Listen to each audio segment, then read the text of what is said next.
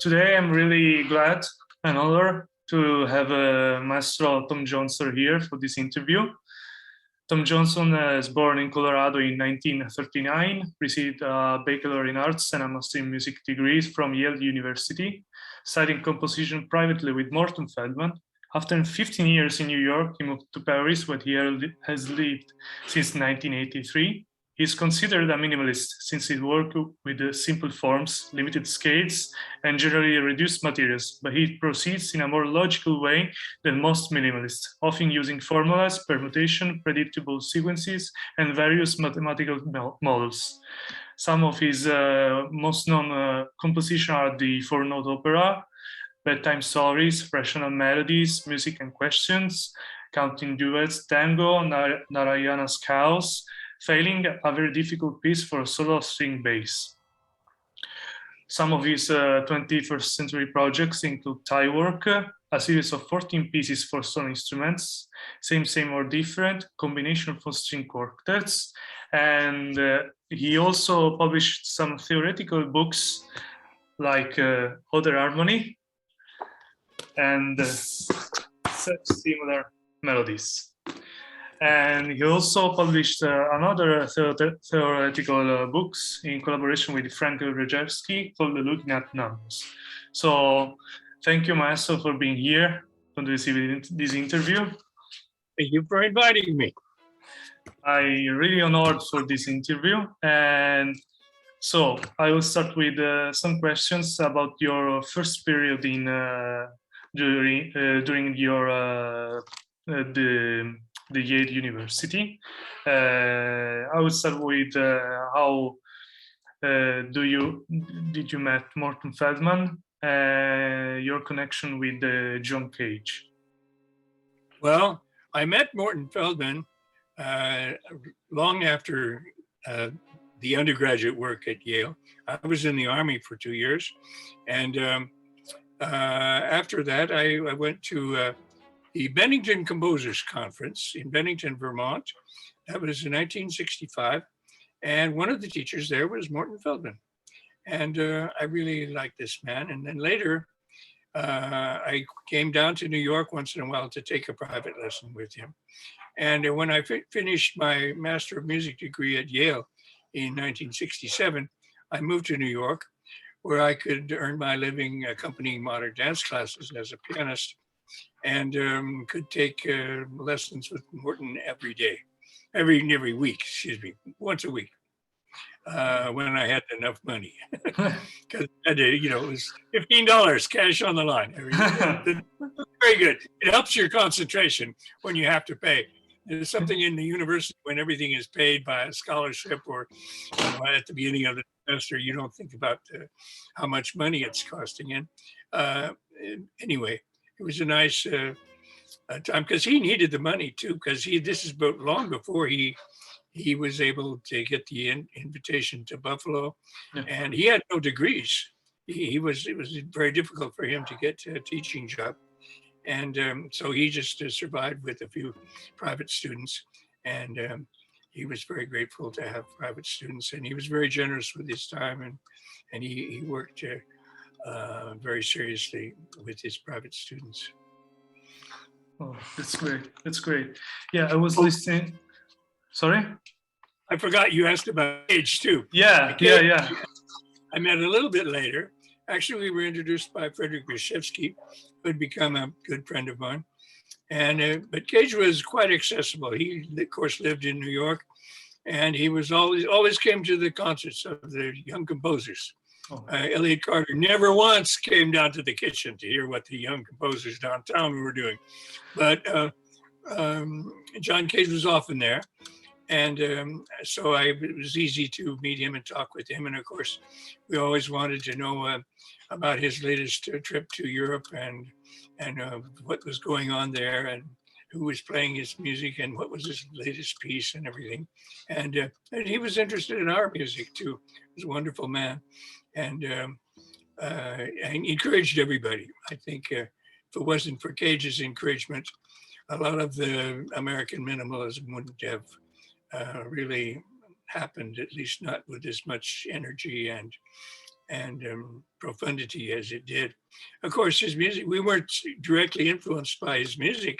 Nobody of our group was doing chance music or trying to do performance art the way he did. But he was nonetheless just a great model for everybody, I think, as a human being as well as a composer.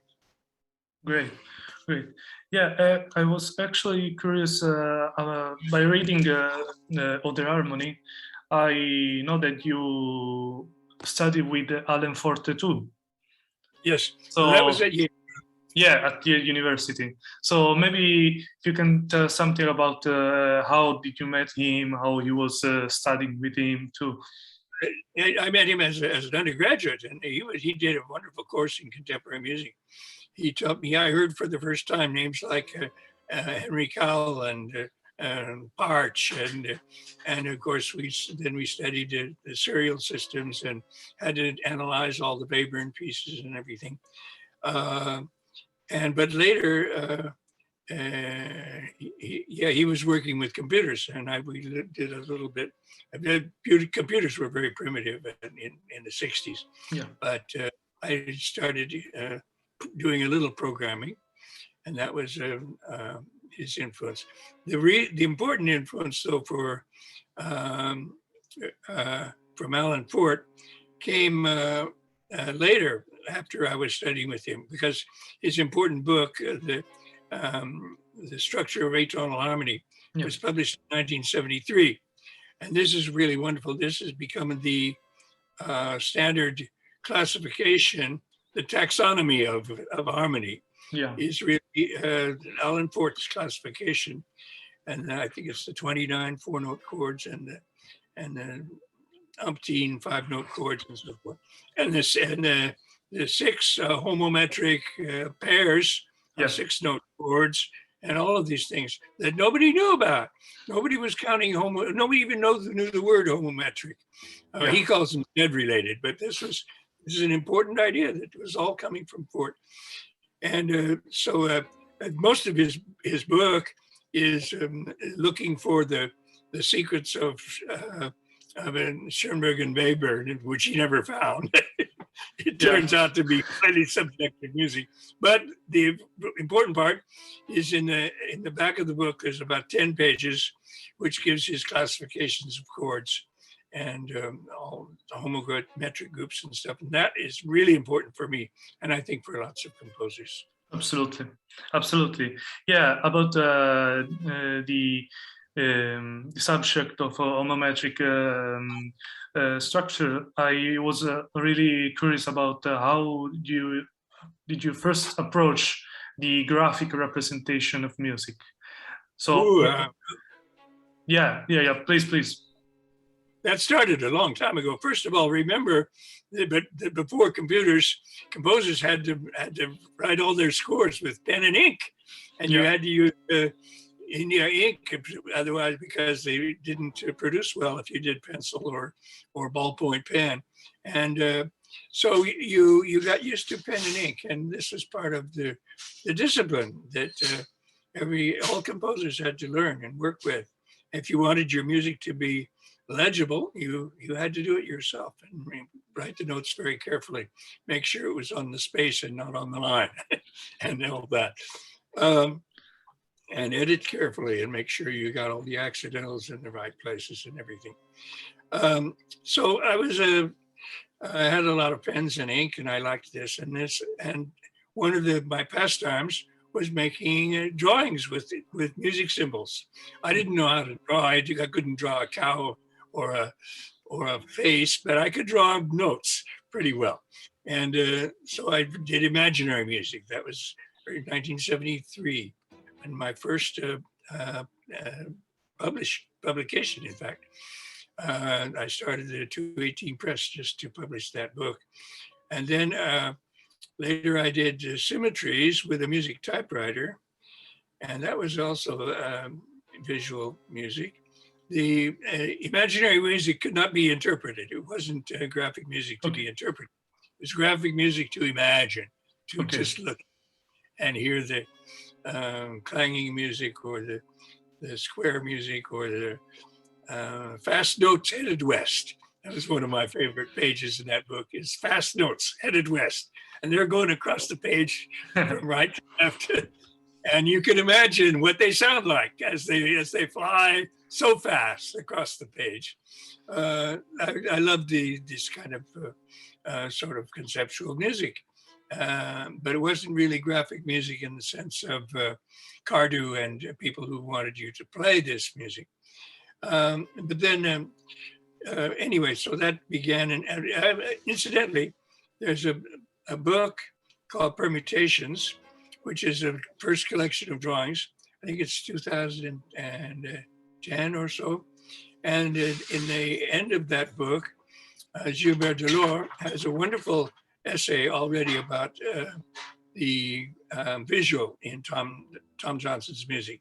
Oh. And this is already a very good introduction to that. But later, of course, Gilbert Delors wrote the big book, the 400-page book called the Tom Johnson ou Musique Logique.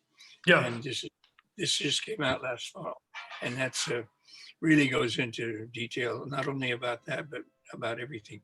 The block designs came later. That was more, let's see, I think it was around 2008. I first found out about block designs. And one of the classic block designs was by the Reverend Kirkman in London in 1846. And this became the first real block design, how to make chords of 3 notes with a collection of 15 notes, such that each pair of notes appears in one of the chords, in one of the 3-note chords. You'll never figure that out yourself. You better look it up in a math book if you want to do that. But that's what I did. I looked it up and I wrote Kirkman's Ladies, which was, he has a story about ladies they have to walk 3 by 3, and how do you put the ladies together to make sure that every day each lady walks with each other lady one time. So that there you have the seven sets of 3, such that each pair comes together once. Okay. Anyway, that was the first. That was the beginning of block designs. And then I started drawing these. Wonderful, wonderful. And I was actually curious too about how, like, the first time you approached the curiosity of numbers. I read that you was sometimes you go to math class at university just to sake of curiosity, and find a way of apply that on your composition technique. So when all of that start, and how it developed in First time? of all, I'm not a mathematician, will never be, because you don't learn math unless you start young. And fortunately, when I was still a student, I didn't think that was necessary. Everybody told me it's not necessary. You're a musician. You don't have to learn mathematics. But it was bad advice, because later I realized that I wanted to do programming and logical sequences and groupings and combination theory. And I realized that, wow, I really should study some math. So I tried to take a course. I did take a course with Waldschmidt in number theory, but it was much too late, and I couldn't really keep up with the young students. But I learned a few things about prime numbers and a few things that were interesting, and a little bit about finite groups and some of the things that were useful. And then I got to know a mathematician, a very good French mathematician, who for some reason was had the patience to talk to Tom Johnson and explain some things. And he was very interested when I started to write Mariana's Cows, because he thought this would be interesting. And it was interesting to have a mathematician talk about Mariana's Cows. And we wrote an article together where he analyzed this sequence mathematically. And we gave a couple of papers together about that. And he helped me with other things too in programming, which made it much easier when, the other book, Self-Similar Melodies, was written. There's a lot of Jean Paul Alouche there because he taught me how to do matrices a little bit and calculate some of the algorithms that the automator. And then I wrote a piece called Automatic Music for Percussion. That comes very much from what I learned from Jean-Paul Alouche about automatic sequences, which was kind of his specialty. So I had some, and then later I had, I found that mathematicians are very generous. They're very interested to know that a composer is interested in what they do, because most of the time they only talk with other mathematicians. Particularly useful was a man named Jeffrey Dinitz, who wrote the standard book called Handbook of Combinatorial Designs, which is all about block designs. And he's a professor in Massachusetts, no, in Vermont. And he responded to my questions with much patience. And he even, when I wrote the second edition of his book, even has a footnote about how Tom Johnson wrote a piece about one of these block designs. And whenever I have a question about something, he will tell me what to read and what to look for and what not to look for. And it's very interesting. Other mathematicians too. And then Frederick Reshevsky is a good friend, and nothing to do with mathematics. But Frank Jedzewski, another Polish name, who wrote that book in looking at numbers with me. Knew him in the IRCOM gave a seminar called for math and music called M.Mus, and I went there regularly, and he was very often there, and he was strictly, basically a mathematician, but very interested in music. He had studied a lot about tuning systems and things like that, and he knew algorithms and combinations and everything. And he often gave, and homometric systems, and he gave a lot, very good lectures about that, which I took very good notes all the time.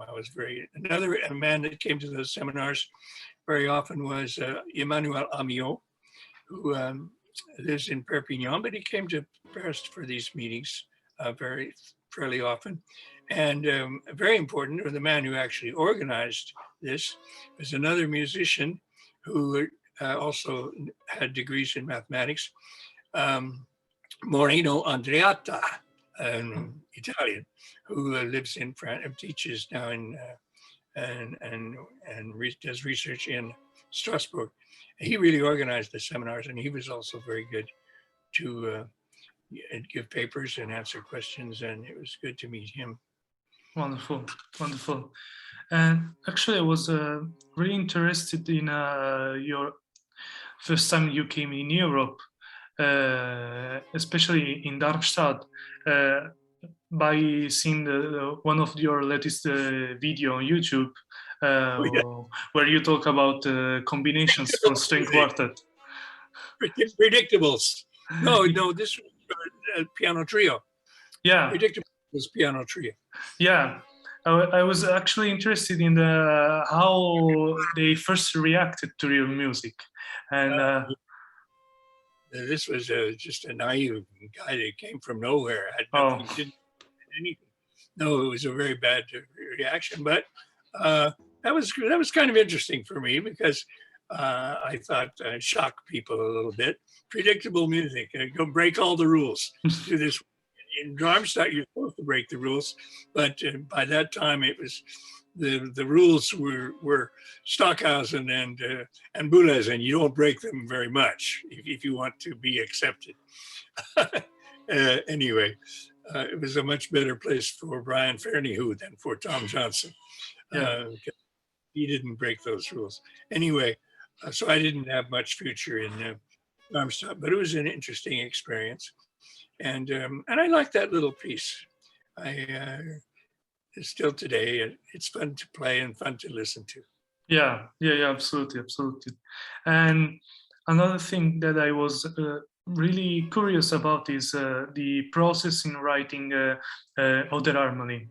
In the preface of the book, you wrote that you're searching about the books of Messiaen, books of Schillinger, and I was really curious in the whole process in writing this book.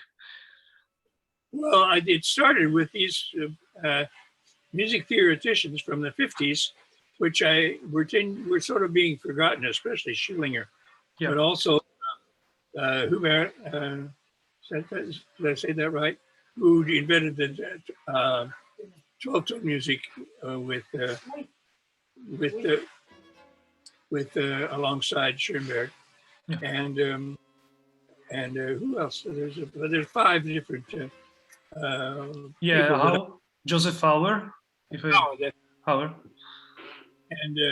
And the other man who wrote the Thesaurus of Scales and Melodic. Slonimsky. And those were very important names. This is all discoveries from the 50s, which had gotten. And I thought, well, let's start with that, because these were all guys that were doing other harmony too, in a way. They were not interested in traditional harmony at all. They were all looking at how do we make chords in other ways. And so that was a good place to start. Yeah, absolutely. I was actually fascinated by the chapter on Nikolai Obukhov. In it was about total harmony. It was really, really eye-opening. Actually, you have 12 notes at once. Yeah, otherwise it's not good music. Yeah. Actually, because they are not really known composer and theorists, and to have a different point of view on those subjects is, for me, something that can just make you greater. Of course, of the 5, the only one who was really a good composer was Messiaen. Yeah. The other 4 were not good composers. They were theoreticians and experimenters. And so that's why they've been forgotten.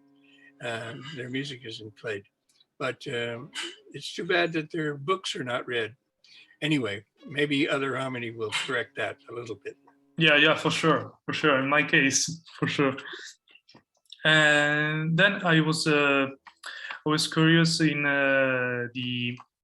if you are like working on something new, some new concept, new compositions.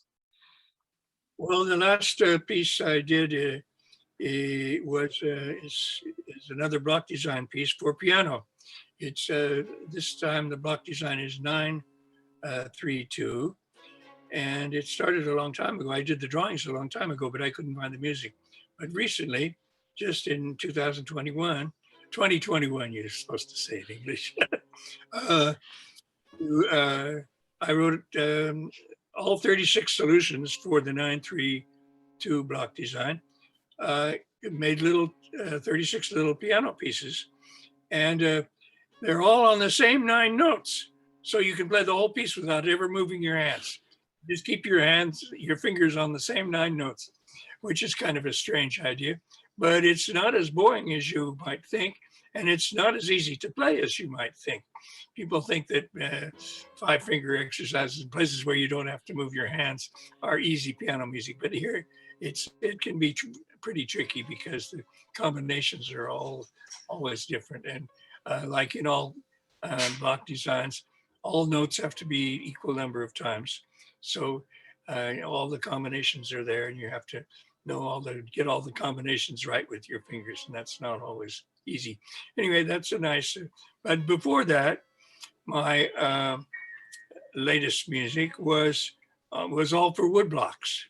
Yes. I did an installation with Martin Riches, which was installed several times with machines that played woodblocks. But there's also several pieces that you can play in live performance, especially outdoors. And one thing that interests me about woodblocks is that if you play them in a public square or in a park, you can play mathematical rhythms exactly disciplined and very carefully played. But if you ask somebody who's a passerby, somebody in the park, are you listening to the music? The answer is always, what music? They cannot imagine that knocking is music. Yeah. Well, that's beautiful, because Satie's dream of furniture music that would disappear into the furniture, and the whole idea of ambient music is finally, I think, is really realized with my woodblock pieces, because you can do pieces in very carefully and for a long time, and nobody will ever notice that you're playing music. I love this idea, and we've done it several times, always with excitement. And then, of course, the players, several of the pieces are call and response, chick, chick, chick, chook, chook, chook, chick, chick, chick, chook, chook, chook. But then they move around, and then after a while, it's chook, chook, chook, chick, chick, chick, and they can be 100 meters apart, and they can hear one another, and you can hear both, and it makes a lovely music in space. And you can have another pair of musicians but doing the same thing on two different wood blocks, and they're moving too, and there can be a soloist who's playing wood block in another set of mathematical rhythms. These are all mathematical rhythms, but carefully composed. But he can be doing his solo woodblock piece in another place, and he could be moving too. So it's music that ambient music, but very carefully played and mathematically correct and moving around in this space. Awesome. So yeah, thank you so much for your time. I forgot to say one thing though. Yeah, please. You asked me what I'm doing now. Yeah. What I'm really doing now is I've decided basically that I've written enough music, and what I haven't have to do still in what years or months are left for me to live. I'm already 82, and the average life expectancy is 80, so I'm not going to live too much longer. But I'm spending a lot of time doing the archives and going back to the old pieces and trying to, I like the predictables, and I did this video to explain a little bit what that piece was about and the history of that piece. There's another video about the history of the four-note opera, and other videos about rational melodies, which explain the mathematics and the structure behind those pieces. And another nice piece about automatic music, which is really necessary, because if you just hear the piece or just look at the score, you're never going to understand very well what that piece is really about. But that video helps a lot. And now the new video, the new Bozzini string quartet, did you've seen it, and it just got a very nice review in the New York Times, by the way. And it seems to be, well, there's such fine musicians, and they did a beautiful job with the 5 pieces that they played as a string quartet. And the video about that explains these pieces in an effective way, I think, and especially the piece that was written for them, which I call combinations. Yeah. And I explain, but if you just hear the piece, you're not going to really understand what kind of combination theory is involved. And I explain that in simple ways. These are not hard to understand. Yeah, absolutely. Actually, I really loved the explanation about the tiling work around circles that you made Yeah, in those videos. Yeah, it's actually really fantastic just to look at those graphics, yeah. and then you can really enjoy more the music itself. Yeah, But the drawings are important too. And in yeah, fact, I've sold quite a few drawings, and I've done exhibitions. And now I decided there's a lot of them. It must be 300 drawings in the back room there, wow, and most of them are not going to be sold before I die. So all those that are not sold are going to be given to the Franche-Comté in Besançon. They bought some of my designs, drawings, some years ago, and they liked my work a lot, and they were very happy to be able to receive these after I die, and they will be able to conserve them and and to loan them, so they'll be available there for anybody who wants to do an exhibition of these things. So I'm very happy. I think it's this is better than most of my archives are going to be with the French National Library.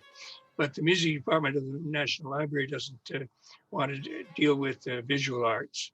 okay, And so it's better for the visual pieces to be in this France Comté. wonderful, wonderful. Yeah, I'm really honored for your time for you to do this interview. Thank you so much. Thank you so much, Maestro. Welcome. Thank you for inviting me. Thank you.